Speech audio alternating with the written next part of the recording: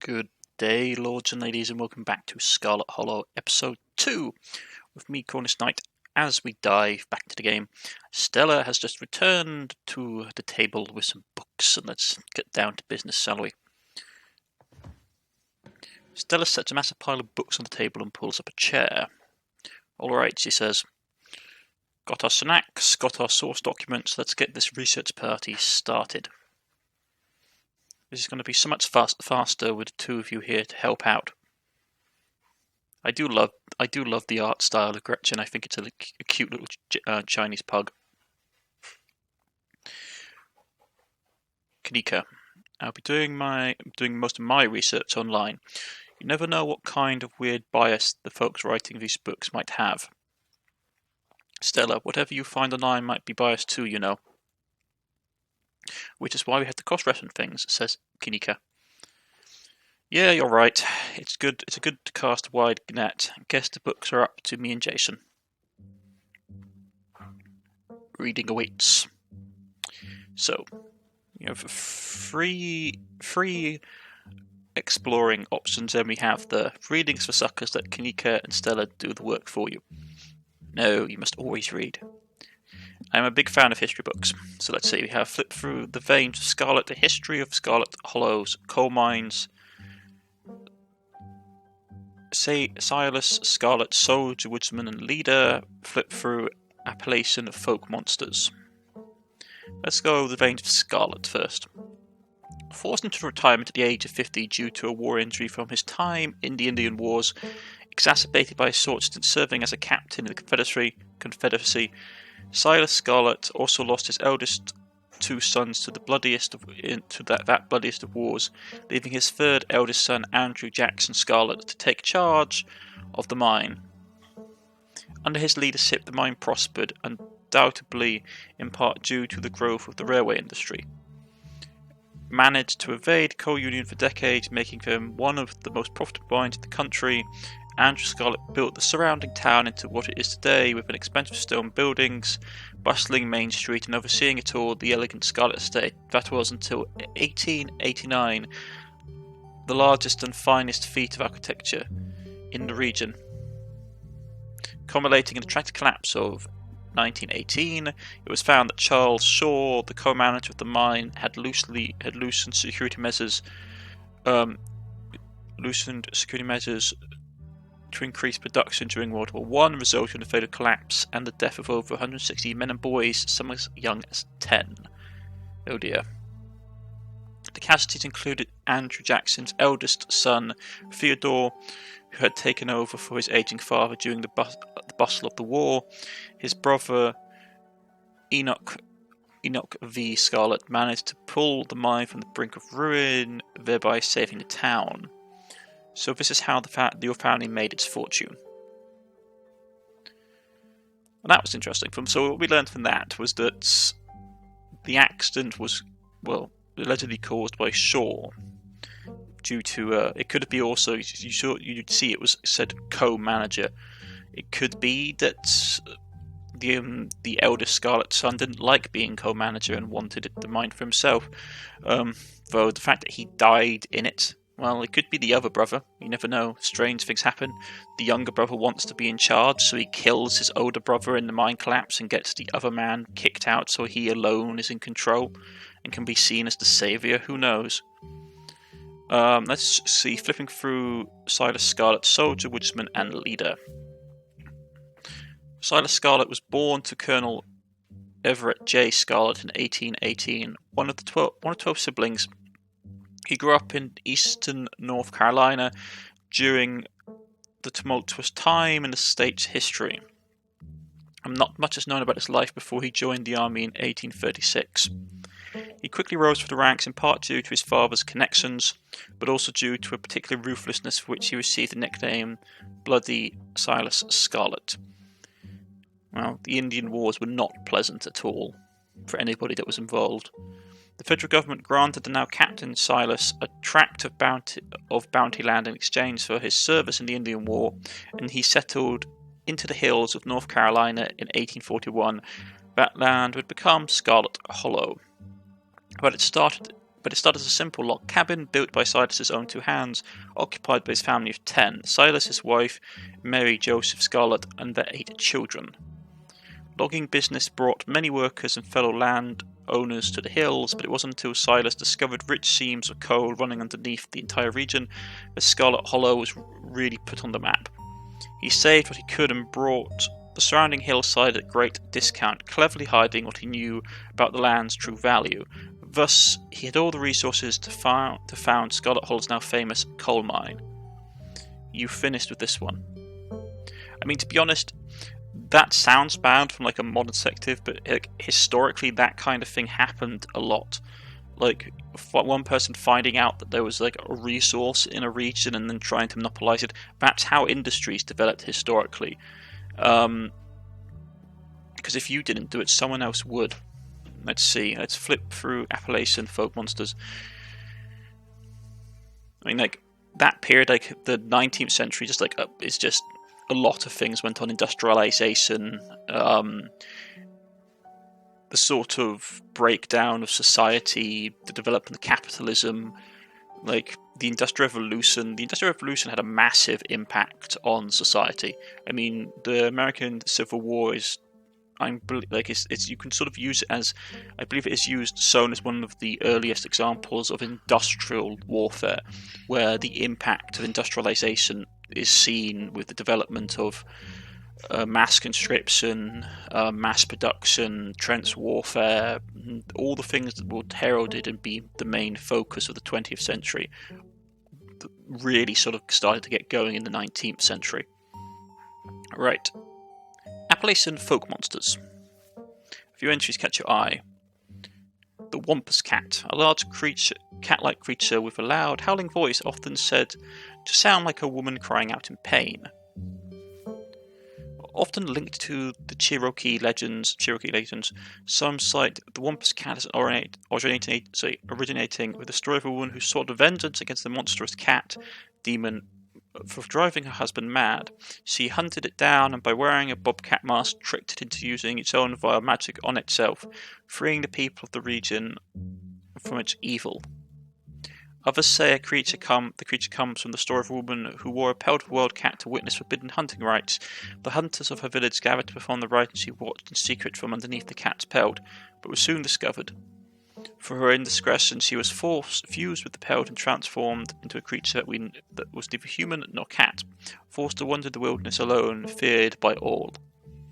Her calls are those of great sadness and serve as a warning to anyone who dares go against tradition. Tom knockers. Enigmatic cave-dwelling creatures probably known for causing mischief. Tom knockers are something that I know about as someone from Cornwall. Tom knockers is something to do with our folklore. Tom knockers originated in Cornish mythology, spreading to the United States when Cornish immigrants began working at Appalachian mines. They are named for the knocking that can be heard from seemingly within the walls before a cave-in. According to some, the knocking serves as a benevolent warning. Others believe that creatures take stolen hammers to the supports of mines and collapse them on whoever is unfortunate enough to still be inside. They are traditionally thought to be impish, leprechaun-like beings, but some claim that they are spirits of dead miners, forever cursed to haunt their final resting place. This is actually the thing. In Cornish mythology, because we come from a Celtic background, most of stuff like we tend like stuff like the knockers and stuff like that tend to be stuff like fae or sprites or those kind of creatures. The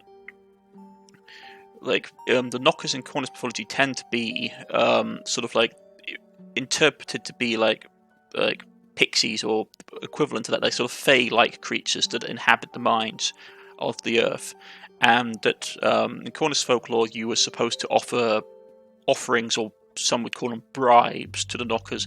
A very good example of this is the pasty, which was that some of the legends go that you would eat your pasty and then you would leave the crust, where you basically the bit where you held the pasty, you would leave the sort of the crimping bit of the pasty as an offering to the knockers, to basically so they wouldn't cause mischief, and that if you didn't leave offerings they would get very, very angry and cause problems.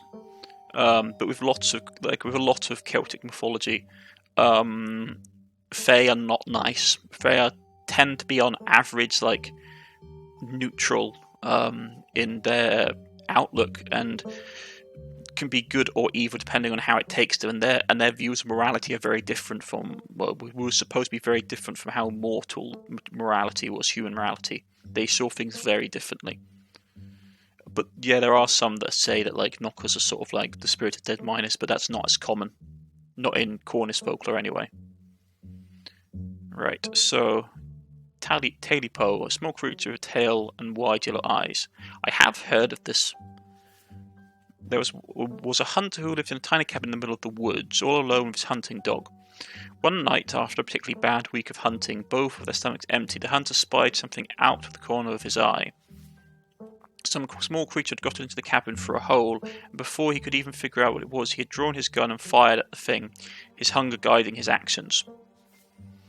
But it was quick and ran back through the hidey hole and out of sight, leaving only its long black tail shot off by the hunter's rifle. Guess this will have to do, he said to his dog, and they threw the tail into a pot to cook a soup. He and his dog ate well that night, and the tail filling them both up. The hunter crawled into bed satisfied, and his dog curled up at his feet. He woke up to the sound of a long nail scratching against wood. His dog was nowhere to be in sight, only a rumpled spot on the covers where he had been, and in the gloom he saw two big yellow eyes staring right at him. I want my Tailipo. Was it Tailipo? Poe? Yeah, Tailipo. A highly hoarse voice croaked from the darkness. Go away, he screamed at the thing. It stepped closer to him, still shrouded in darkness. A sound of long claws dragging across the hardwood accompanied its movements. I want my Tailipo, the creature growled again. I'll get my dog after you, the hunter squeaked, his voice catching in his throat of fear, but there was no dog to be seen. I want my Tailipo. Before the hunter could say so much as scream, the creature had leapt from the darkness, long claws stretching out towards the hunter. No one saw what the creature did to him that night, but the next morning all that remained of the hunter, his dog, and the cabin was a chimney standing alone in the woods. But the version of this that I've heard is that there was a hunter and 3 dogs, and they were out in the wilderness hunting by a campfire. And something similar happens. The hunter basically shoots a tail off the Tailipo, and they all 4 of them eat it. And then for 4 nights, the Tailipo comes to first it takes 1 dog per night, and on the 4th night it comes for him. And the next day, the hunter's brother, who was supposed to be meeting him there, turns up and finds the camp is like completely abandoned. Like all the stuff is just like it's still there, but there's nothing in sight, and they never find the hunter. That's the version of the story that I've heard. You're done here. You close the book and put it back. I think I'm all done. Let's check in, you say.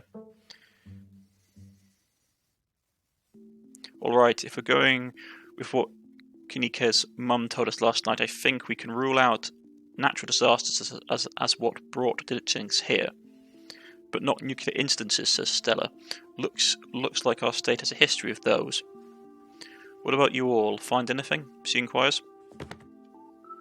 Before you can respond, a handsome black cat leaps onto the table. Stella quickly slams the book shut. Oh, hey, Pixel.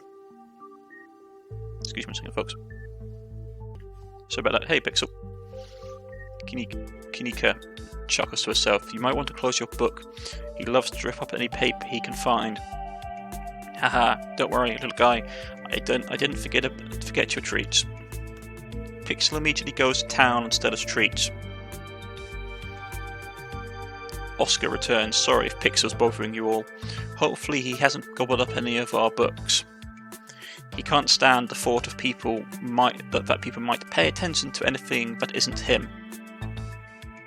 Why do you let a paper shredder freely wander a library, you inquire? The others chuckle at that. Have you seen this little guy's face? How could I say no to that? Leave Pixel be. You decide to leave Pixel be. Excuse me a second. Sorry, I sneezed and I accidentally pressed a button.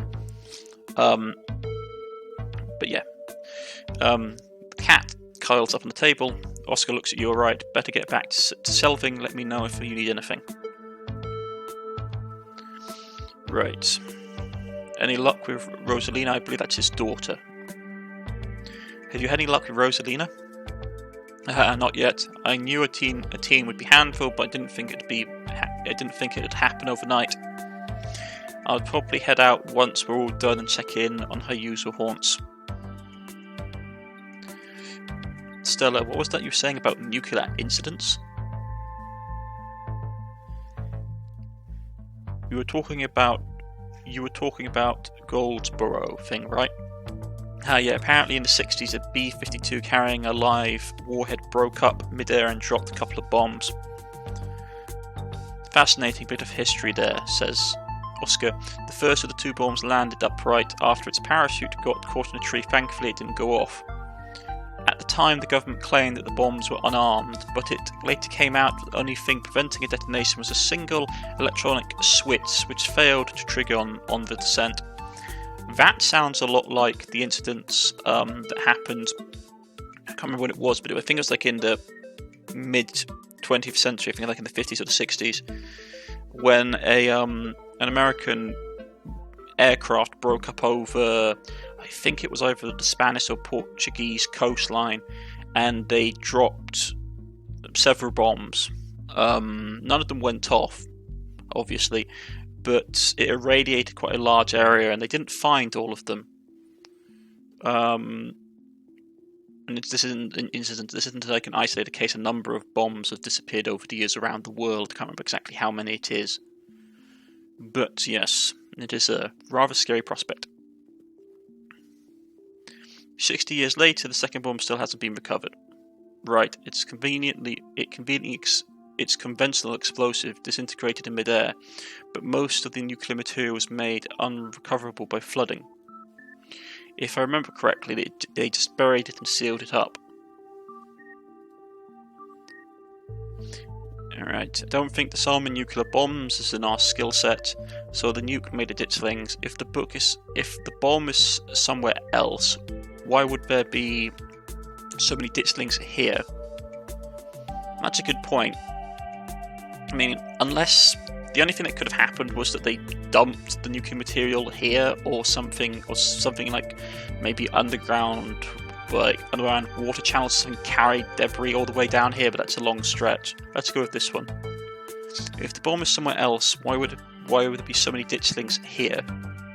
Yeah, Goldsboro is almost 400 miles from here. Not that we should be looking too hard into that disaster angle. Whatever these creatures are, they're biological, says Kanika. Look, you never know with radiation, chuckles Stella.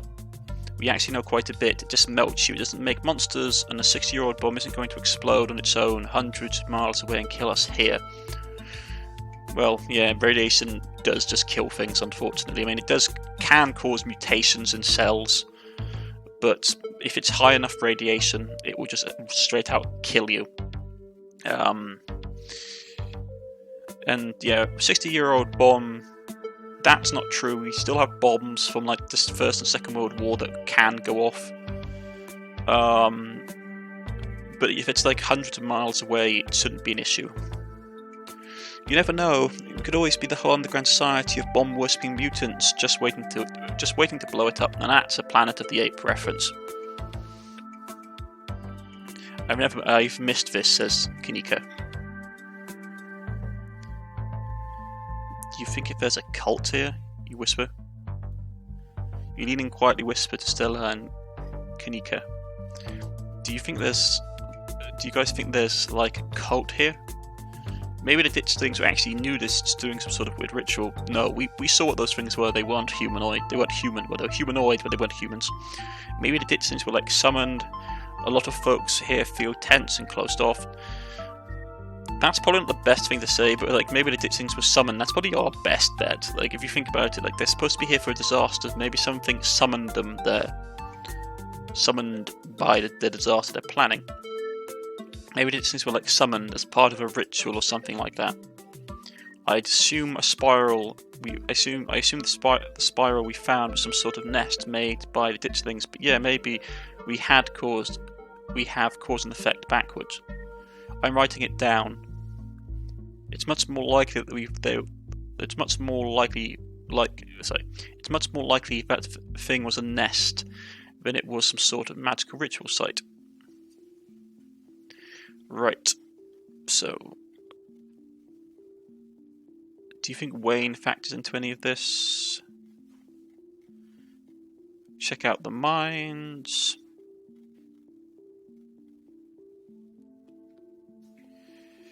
Let's leave that one to the bottom. Talk about the veins of Scarlet. So what about the coal mines here? Kanika visibly shudders. I get cold sweats just thinking about being in a place like that. I feel for the guys who work up there. I could never do it. I could never. Speak for yourself, so still I love a good crevasse.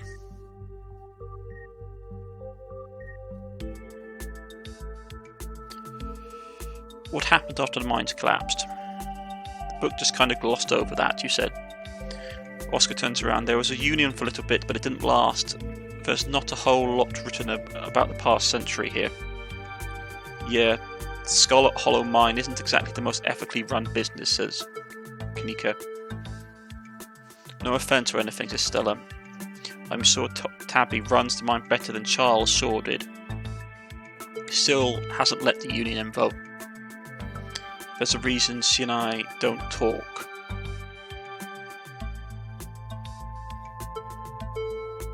You guys really seem to have a bone to pick with Charles Shaw.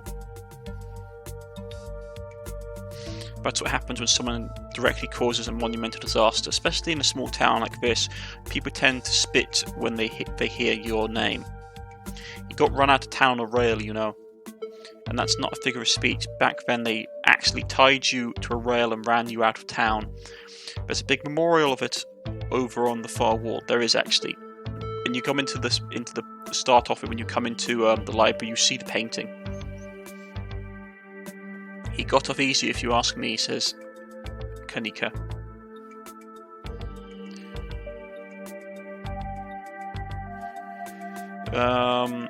Let's see. So there's still a bunch of ones, but when we choose one of these ones, it will push the story forward. So let's go with no exploration option. A union busting mine collapses from poor working conditions. Colour me shocked. I mean, that wasn't uncommon. Like by 1918, it was happening less. But like during the Industrial Revolution, especially in, like I say, Cornwall, you had quite a lot of mine accidents. Even in places that had like unions, you still had accidents. Things just happened. Like machinery broke. People were being pushed too hard to produce too much materials.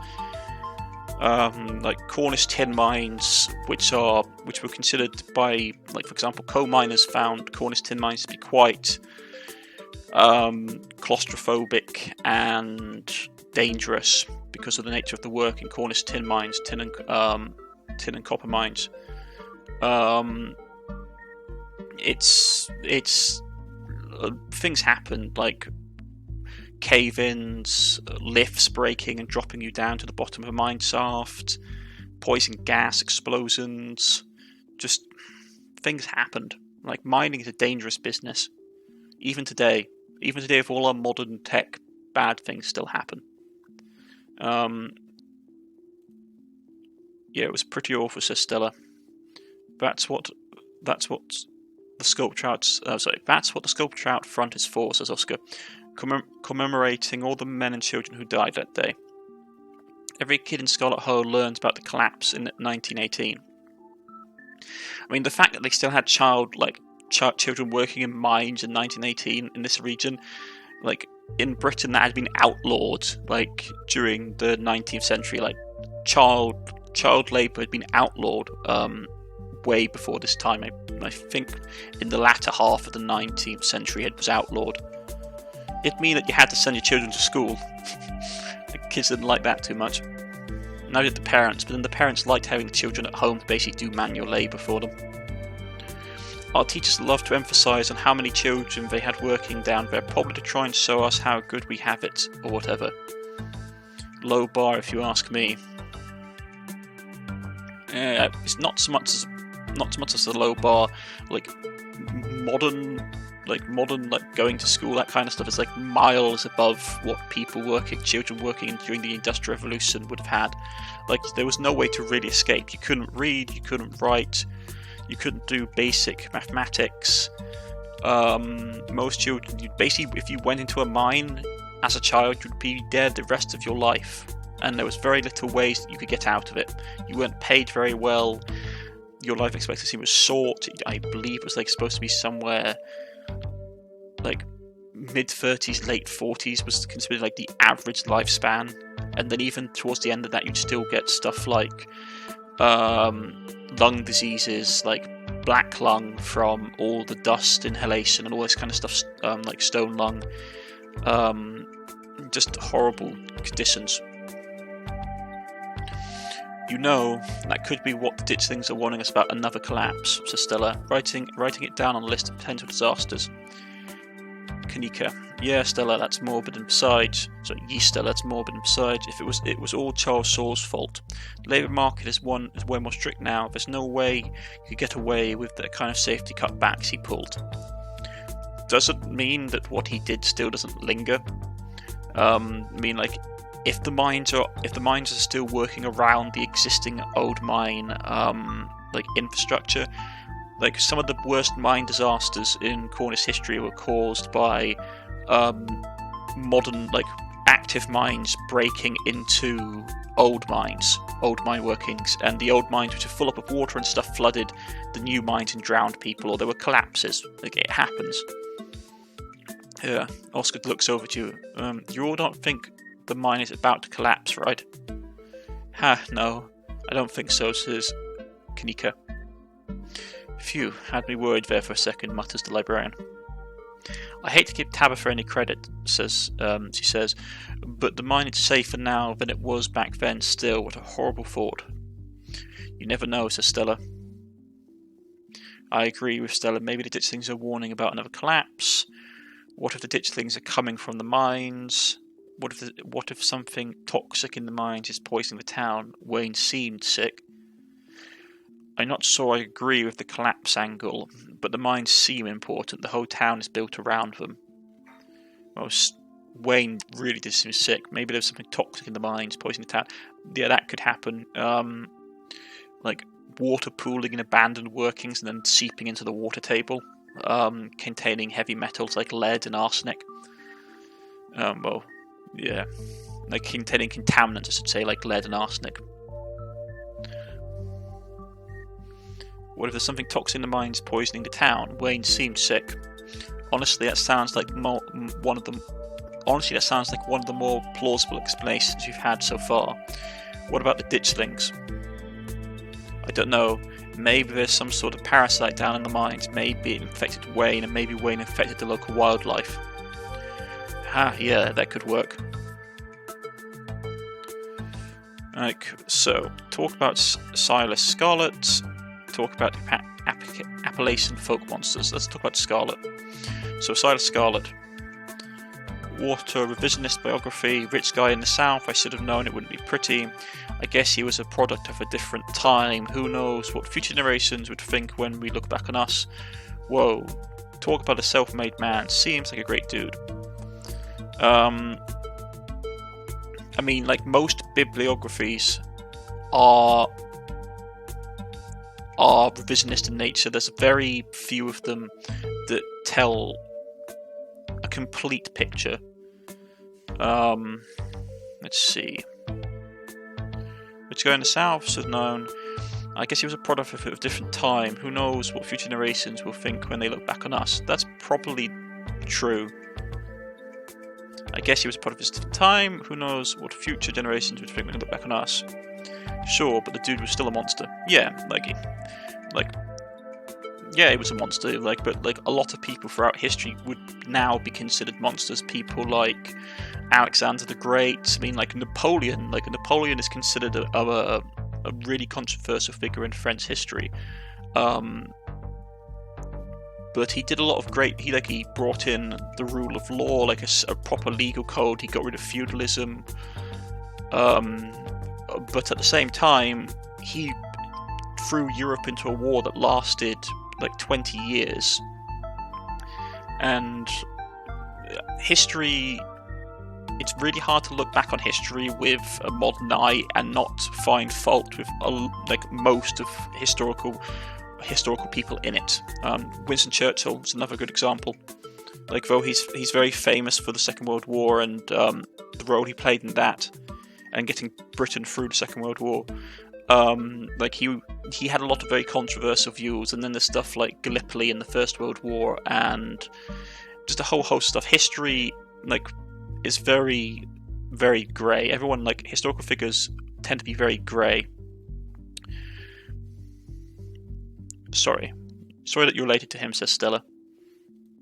Do you think the ditchlings are here for retribution? No, it's not. Like, the thing with ditchlings is that we were told that they were here to.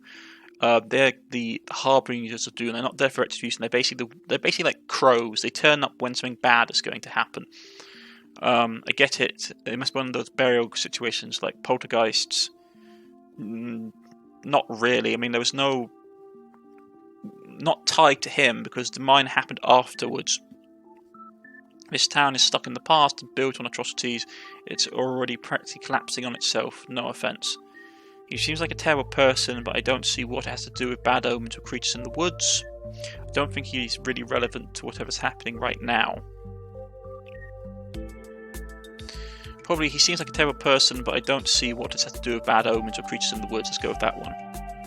Silas seems like a terrible person, but I don't see what that has to do bad. What is to say? Silas seems like a terrible person, but I don't see what that has to do with. See, so there should be a with there, to do with bad omens or creatures in the woods. I agree. We're talking about ancient history here. Yeah, we'll probably have better leads. It never hurts to have historical context. Yeah, that is true. Like, it could be like, it might not be anything that it might be nothing. Whatever's going on might not be down to him directly, but it might have been something that he caused indirectly.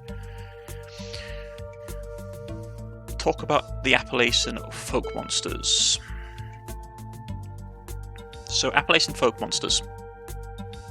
Keen Eye. All these stories are about revenge. All these stories I've read were about revenge. I guess it's a popular subject for myths and urban legends. Wampus cats sound like they could be mountain lions, you say? Voices like women crying out, somewhere between a person-sized and cat-sized. Kanika. Definitely, they are 100% mountain lions. Kanika, you know there's no mountain lions up here. I thought you were supposed to be a skeptic. Says Stella. But the myths are old, right? Mountain lions don't go extinct in the Appalachians that long ago. Those legends just haven't died off yet. Almost every cryptid can be tracked down to either a hoax or someone getting confused about a perfectly normal animal, sometimes both. Bigfoot, for instance, started out as a prank, then folks saw bears walking around on their hind legs and got freaked out, and now here we are. You'll eat your words when I get my first clear footage of a Bigfoot, chuckled Stella. If you manage that, I'll print out a piece of paper that says Bigfoot isn't real and literally eat it, I promise, replies Kanika. I'm holding you to it. Explore, Keen-Eye, Stella. There was a literal mountain lion. There was a literal mountain lion in the ditchling nest last night. So there was a literal mountain lion in the ditchling nest last night. What? No way. It's like, I got the achievement. I don't want to believe it. What? No way. Let me check the footage real quick. Stella pulls out her phone. Welp, there aren't any alive ones in these parts. So we proved to her that, well, there's no more living ones. Explorers, do you think the ditchlings are tom knockers? No. Like, even by traditional folklore, ditchlings wouldn't be tom knockers. Do you think Wayne is a tom knocker? Yeah, that might be a thing. Like, he could be... You don't know. Like, there's something definitely strange about him. I mean, he could be sort of like a revenant or something like that. Something that has, like, come back with lingering intent. Do you think Wayne is a tom knocker? Maybe he's the ghost of a dead miner. There's something seriously wrong with that guy and we should definitely look into it, but I don't think he's a ghost. I mean, revenant perhaps. Yeah, ghosts tend to be tied to a specific place, though maybe he's haunting the whole town. He's not a ghost because ghosts aren't real, chuckles Kanika. I've seen him though. I've also seen him like touch stuff. I mean, Revenant. Like he's maybe his body died and his spirit is just reanimating it. Mum used to tell me that Taily Poe story. I totally forgot about it. I mean, maybe our family took something and something is coming back to like reclaim it. It's a very vague story, but the main detail of it is that someone finds something and takes it, and the original owner comes and wants it back and takes it by force. Maybe something like that happened. My mum used to tell me that Taily Poe story back when I was little. I can't believe I'd forgotten that one. It scared me so bad I didn't eat soup for years. I thought a monster might try and dig its way out of my stomach if I did. I love that one, says Kanika. There's this old chimney in the woods that I used to think was the chimney from Taily Poe. The one that was left after the thing did whatever it did. Now I know it's just because chimneys don't burn down and wood houses do. That doesn't mean it's not the chimney from Taily Poe, says Stella. I've camped out there a couple of times and seen pretty spooky stuff. Yeah, chuckles Kanika. Yeah, I've watched that video. You saw raccoons. You're gonna get rabies one of these days, chasing after wildlife like that. What can I say? I like to live on the edge. Not that you want to get bitten by a raccoon or get rabies.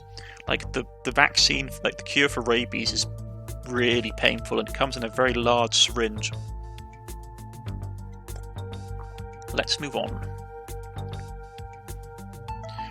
We should check out the mines. I think we should head back into the woods. Or why don't we just help look for Rosalina? What do you all think? Like, all the stuff we found so far points relatively to the mines. We should check out the mines. We should check out the mines. Between Wayne, the old collapse, and the fact that the whole town is practically built around them, it seems like the smartest place to start, you say? Good idea. There's an awful lot of mine-related stuff in my notes. We can poke around, find out if anyone's seen anything weird. Just to clarify, you two are suggesting that we go and question some of the miners, right? We are not poking around unprepared in the actual mines, right? Kanika looks uneasy. They exchange looks. Right. Yeah, totally, says Stella. 100%, I would never... We don't even have a good reason to go down there. Good, let's keep it that way, says Kanika. You know how I feel about mines. I promise, Neeks. We're just going to question some of the miners. And if that question gives us a good reason to poke around, say a cool abandoned coal mine, then we'll cross that bridge when we come to it. You can cross that bridge, says Kanika, when we come to it. I am not going underground. I'm just messing with you, says Stella. We'll stick to the surface. Yeah, and hopefully we can find out what's wrong with Wayne while we're at it, adds Kanika. Maybe Tabitha can help us out. Hopefully this mean I get the chance to get to know Tabitha a little bit better. I'm sure Tabitha's going to love that we're snooping around. Alright, let's try and stay under the radar. Alright, awesome, let's roll. Hopefully this means I get the chance to get to know Tabitha a little better, you say. And that's probably one of the... Like, Tabitha seems concerned about us. Probably don't want to ask her directly because she's busy. I'm sure Tabitha's going to love us snooping around. Let's go. Hopefully this means I'll get a chance to get to know Tabitha a little better. Hopefully this will mean I get the chance to get to know Tabitha a little better, you say. I don't think she's going to be super jazzed to see any of us snooping around the mines, let alone bothering her while she's trying to run the place, says Kanika. She does get a little grumpy when she's at work, adds Stella. She gets grumpier at work. I'm pretty sure snark is that girl's baseline level of existence. Chatting over dinner might be a better way to get to know her. If you're okay eating boxed mac and cheese. We can sneak around the mines, no problem. I'll make sure to keep my eyes peeled for her. She won't even know we were there. Look at us, going on our caper together. I've missed this, and Stella. I missed it too. I mean, sure, it's not under the best circumstances, but I've been so wrapped up running the store, I didn't realise how much I've missed being able to hang out with you. Though, there is something missing. Reese, they both say at the same time.